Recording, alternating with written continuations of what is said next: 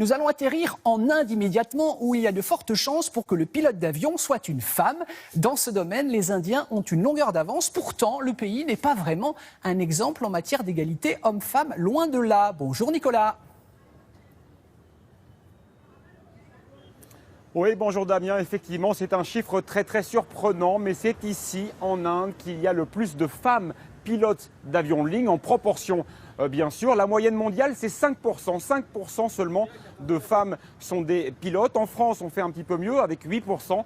Mais c'est en Inde qu'on bat le record mondial, avec 13% de femmes parmi les pilotes, ce qui fait un peu plus de 1 pilote sur 8 qui est une femme. Alors c'est sûr que l'Inde ne nous avait pas habitués à de tels records. Ici, les femmes qui travaillent sont une minorité et la mentalité du pays est encore patriarcale, avec dans de nombreuses familles les femmes qui restent tout simplement à la maison. Alors, ce qui se passe en Inde, c'est que les compagnies aériennes sont en train d'exploser dans ce pays immense avec de plus en plus d'habitants et donc les compagnies aériennes explosent. Il faut de plus en plus de pilotes et les femmes s'engouffrent dans cette opportunité d'emploi. Je parle bien sûr des femmes qui viennent des familles les plus aisées où on peut payer ce type d'études. Nous avons rencontré l'une d'entre elles, c'est une superstar ici en Inde alors qu'elle n'a que 32 ans.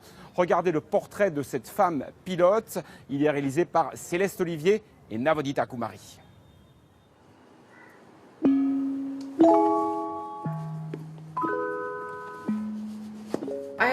Depuis toute petite, j'ai toujours voulu voler. Je suis allée voir ma mère et je lui ai dit « Je veux voler dans le ciel comme un oiseau ». Beaucoup de gens ont demandé à mes parents « Pourquoi envoyer une fille dans les airs ? Elle pourrait devenir docteur, ingénieur, ou tu pourrais la marier ».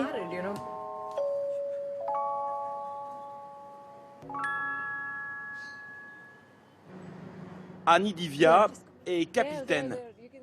C'est même la plus jeune femme pilote de l'histoire à commander un Boeing 777. Elle avait juste 30 ans.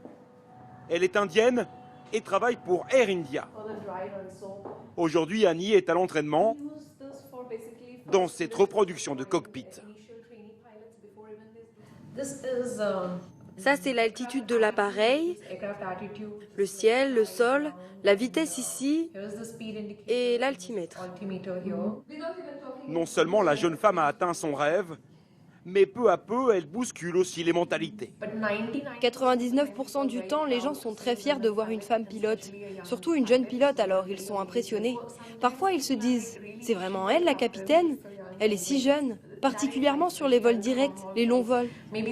Peut-être qu'ils attendent le stéréotype d'un homme âgé en tant que pilote expérimenté.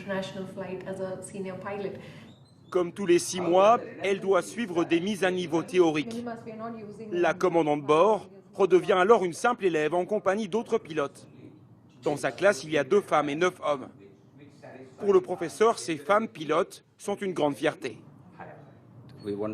Nous voulons d'elles qu'elles atteignent les plus hauts postes, pas seulement dans la profession de pilote, mais aussi dans l'exécutif. Un jour, nous voudrions voir Air India dirigé par des femmes. L'Inde est en fait le pays du monde où il y a le plus de femmes pilotes, 13% en tout, contre à peine 5% à l'échelle mondiale. Avec l'explosion des compagnies aériennes dans le pays, il y a plus de jobs, donc plus d'opportunités que n'importe où ailleurs. L'Inde est aussi le pays où a eu lieu le premier vol 100% féminin. Les 2 pilotes et tout le personnel étaient des femmes. C'était en 1985. C'était un super vol, avec beaucoup d'ondes positives. Les passagers étaient très heureux et nous avons même partagé un gâteau à bord. Mais ce n'était pas seulement une réussite d'un jour. Ça se passe au quotidien. Être une femme et pouvoir travailler tout en ayant une famille, c'est un grand défi. À 32 ans, Annie Divya est aussi devenue une superstar dans le milieu. Particulièrement pour les apprentis pilotes, qui rêvent tous d'un selfie avec elle. Ça fait 2 ans qu'elle est devenue très connue. On est fan d'elle. Elle est notre inspiration et notre motivation. Avec des milliers d'abonnés sur Instagram, elle se sert de sa notoriété pour parler à la jeunesse et guider celles et ceux qui un jour rêvent d'être à sa place dans le cockpit. Nicolas, si je comprends bien, les compagnies aériennes indiennes ont été les premières à employer des femmes. Oui, exactement, Damien. L'Inde, pays émergent et pourtant en avance sur son temps, en tout cas quand on parle des compagnies aériennes. Je vais prendre un exemple. La compagnie Indigo, c'est une compagnie indienne à bas coût et c'est aussi la seule compagnie qui propose des crèches gratuitement à son personnel. Et donc, les parents peuvent continuer à voler tout en ayant des enfants. Ça ne pose aucun problème. La compagnie s'occupe de tout. Et puis, les femmes pilotes, lorsqu'elles sont enceintes, elles ne volent plus bien sûr, mais la compagnie leur propose un autre poste ailleurs, dans un bureau par exemple, et pour le même salaire. La philosophie chez Indigo, c'est simple, c'est le travail qui doit s'adapter aux femmes et non les femmes qui doivent s'adapter à leur travail. Et ça marche plutôt bien, car chez Indigo, il y a 350 femmes pilotes. Oui, donc c'est une entreprise qui a de l'avenir.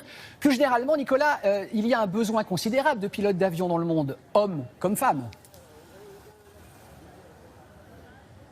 Ben exactement, le trafic aérien mondial va augmenter de 4 à 5% chaque année. Et donc, d'ici 15 à 20 ans, eh bien, le nombre de personnes transportées chaque année aura doublé. Je vous garantis qu'il faudra alors beaucoup de pilotes. En 2036, selon l'Organisation de l'aviation civile internationale, il faudra 620 000 pilotes en tout, dont 80% seront en début de carrière. Il risque donc d'y avoir une pénurie.